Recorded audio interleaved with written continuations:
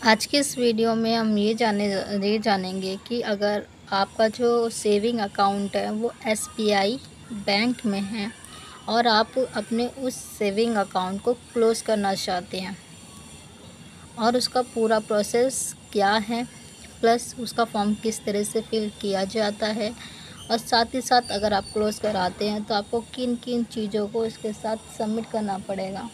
आज की इस वीडियो को हम आज की इस वीडियो में हम यही जानेंगे। तो चलिए इस वीडियो को स्टार्ट करते हैं।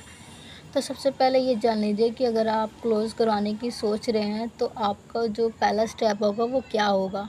तो देखिए, आप ये सोचेंगे कि अगर सिंपल सी बात है, इतनी भाग दौड़ में तो आप ये तो नहीं सोचेंगे।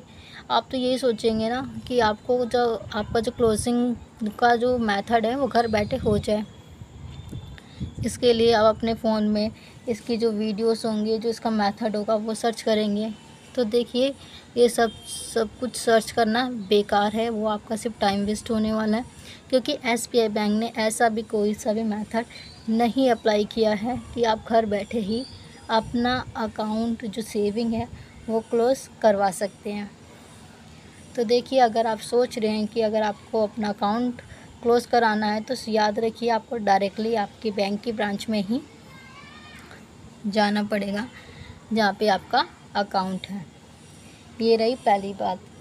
अब देखिए, दूसरी बात ये है कि अगर आप अपने अकाउंट को क्लोज़ कराना चाहते हैं तो इसका चार्ज भी लगता है। अगर आप मान लीजिए आपने एक अकाउंट खुलाया है नया, उसको खुलाए सिर्फ अभी 14 दिन ही हुए हैं, 2 वीक ही हुए हैं, 2 वीक्स हुए हैं, बट आप चाहते हैं कि आप अपने इस अकाउंट को क्लोज़ करा लें,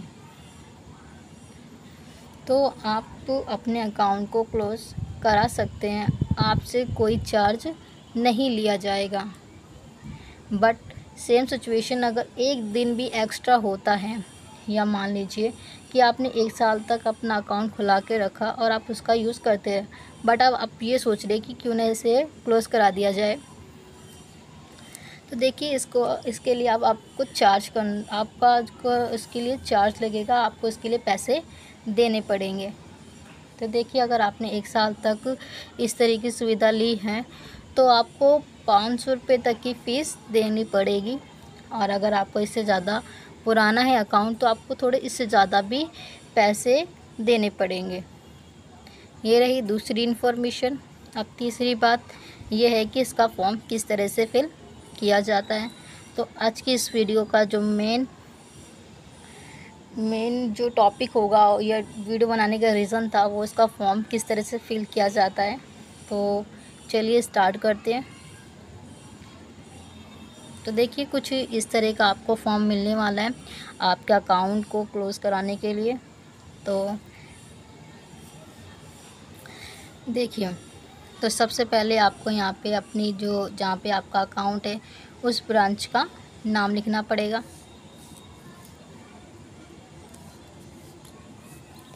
उसके बाद देखिए, नेम ऑफ अकाउंट होल्डर, जिसके नाम पे ये अकाउंट है यहाँ पे उसका नाम आ जाएगा। मान लीजिए कि आपका सिंगल अकाउंट है तो आप सिंपल सा अपना लिख दीजिए, लेकिन आपका जॉइंट अकाउंट है तो आपको दूसरे नंबर पे भी नाम लिखना पड़ेगा जिनका है दूसरे का। ठीक है, जैसे एक आपका हो गया या एक आपके घर में किसी और फैमिली मेम्बर का हो गया तो यहाँ पे लिखिए, अगर नहीं है तो सिंपल से अपना लिख दीजिए। इसके बाद देखिए, आपको यहाँ पे अपना अकाउंट नंबर लिखना पड़ेगा। अकाउंट नंबर तो आपकी पासबुक की कॉपी में मिलेगा, वो आप यहाँ पे फिल कर दीजिएगा। इसके बाद आपको यहाँ पे आपका मोबाइल नंबर देना पड़ेगा। यहाँ पे देखिए, आपको डेट भी डालनी पड़ेगी। तो जिस तारीख को आप फॉर्म जमा कराएंगे प्लीज़ वही डेट डालें। जैसे कि देखिए, मैं इस फॉर्म को जमा कराने वाली हूँ। ठीक है, ये मैंने डाल दिया, आप अपने अकॉर्डिंग डाल देना।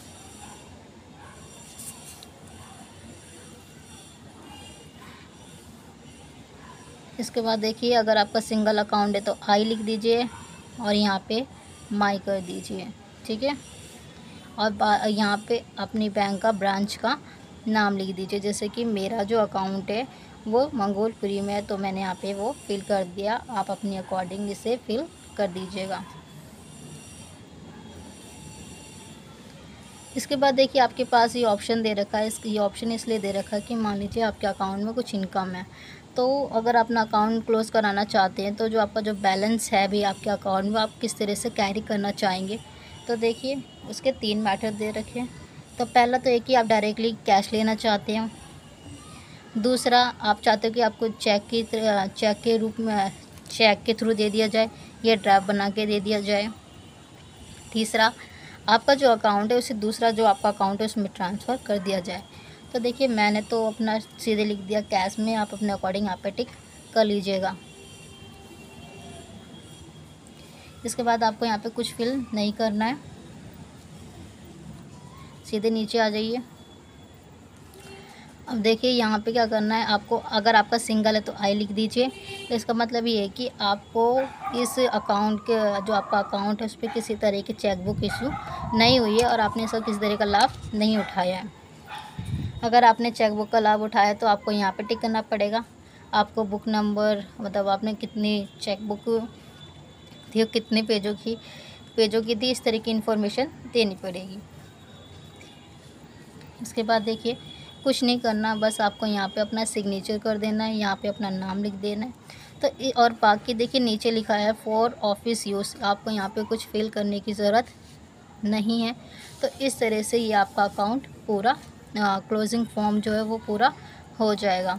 अब देखिए लास्ट बात ये है कि आपको जो बैंक की तरफ से जितने भी प्रूफ या डॉक्यूमेंट्स दिए गए होंगे, मतलब कहने का मतलब ये है कि आपको एटीएम कार्ड अप्लाई कर, आपको इशू कराया गया होगा, चेक बुक दिया गया होगा, क्रेडिट कार्ड दिया गया होगा, और credit card, cheque book, ATM card या किसी भी तरह की जितनी भी चीज़ फैसिलिटीज़ आपको इस बैंक से मिली होंगी, तो आपको सारी चीज़ें सबमिट करानी पड़ेगी।